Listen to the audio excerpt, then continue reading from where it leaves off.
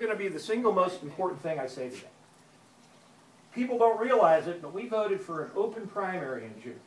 Everybody who votes can vote for any candidate. Unlike last time where Democrats voted for Democrats and Republicans voted for Republicans to choose who the candidate for November was going to be, not like that anymore. Anybody can vote for anybody, and the top two vote getters go to the November election, and again, regardless of party. So in a very conservative district, there's a potential that it could be two Republicans in November. There's about 20% of the district are neither Republicans or Democrats. They don't choose a party and they can vote however they want. That's not the important statistic, it's who turns out and actually votes. This is a winnable election. My background is I graduated from UC Berkeley in electrical engineering. It was back before the Silicon Valley, back before the computer and electronics business really, exploded, and I didn't see any future in it. So I went to law school. And I became an attorney, and I joined the same firm I'm with now 35 years. We needed a tax guy, and I went back to night school and got my master's degree in taxation. And so tax has been a real part of my practice ever since. 2011 was a year that I think everybody was pretty much disappointed in with Congress. People have become so polarized, they just can't agree on anything. And what we really need, and both parties know this, is to fix our tax system. And there's two basic things. Republicans emphasize one thing, Democrats emphasize another, but there's a real chance that by fixing both of the problems that they are focused on, we can get some really good tax legislation done. On the Republican side, it's simplification. It is just so complicated to do a tax return these days. You can't do it yourself. There's so many credits and deductions and built-in loopholes. The fact of the matter is, we should simplify that. You should be able to actually do your own tax return and maybe even do it in an hour. So the Republicans want that. Let's give it to them if we can get what we need, which is fairness in the tax system. Wall Street has manipulated Congress. Capital gain rates were fixed at 15%. Then, as if that wasn't bad enough, they say dividends, also a flat 15% on dividends. Contrast that with people who work for a living. The moment you earn more than, if you're a single taxpayer, $34,500, you're paying at the 25% rate, and it goes up from there. So there's a penalty for working for a living as opposed to living off your dividends and capital gains on the stock market.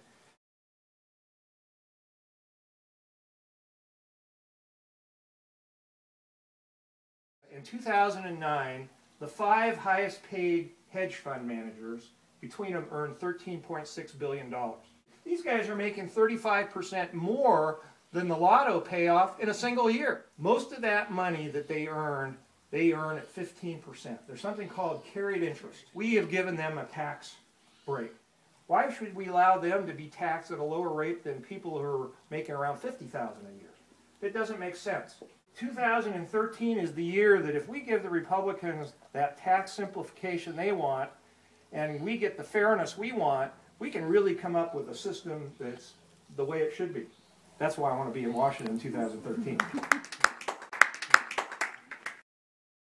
As it turns out, the middle class not only pay a higher percentage, but they actually do pay way more dollars to the U.S. revenue than the wealthy. If you look at only the income tax, it's true, 15% of $10 million is a lot more dollars than 25% of $50,000.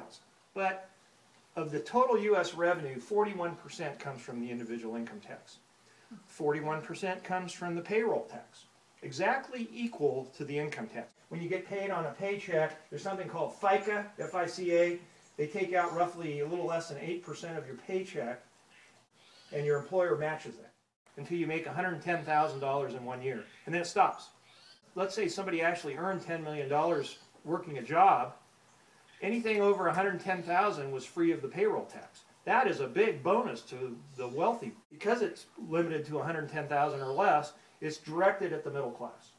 Everybody wants a balanced budget. We don't want to run up this big debt, but If you spend more money now to get the economy back in shape, it'll pay itself back once the economy is up and running and paying off. I think the Tea Party actually served their purpose.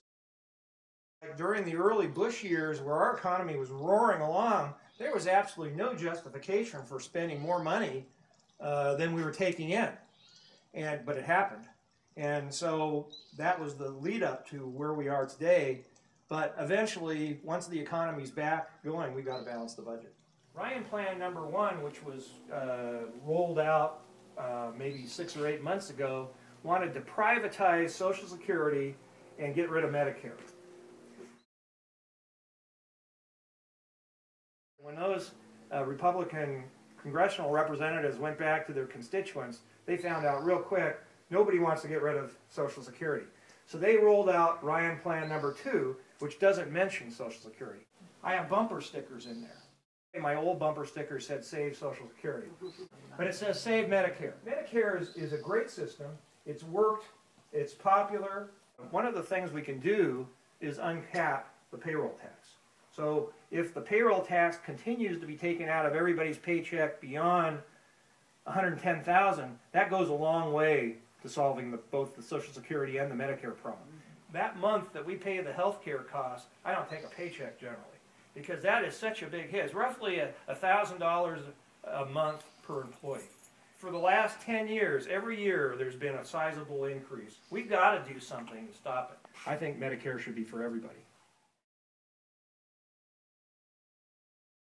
Education is something that's absolutely critical to our country. I honestly believe that the brightest part of the United States' future is ahead of us.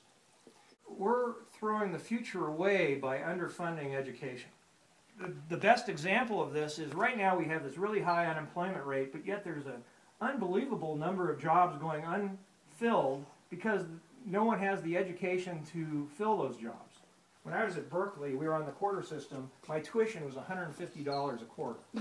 I could afford that. I paid $27.50. There you go. And that's reasonable. During the Depression. If we invest money in education, these positions will be higher paying positions, which means they'll be paying higher taxes. So that money is going to come back if we invest in the future now. But for some reason, we can't seem to get the message across to an awful lot of people. And Doug LaMalfa and Sam Anistad are definitely 2 of those people. I ran for Congress in 2010 against Wally Herger, who had been in office for 24 years. And let's just face it, that was not a year to have Democrat next to your name. But I still got 43% of the vote. So it was close enough that I felt, give me another chance because I can do it this next time. Thank you.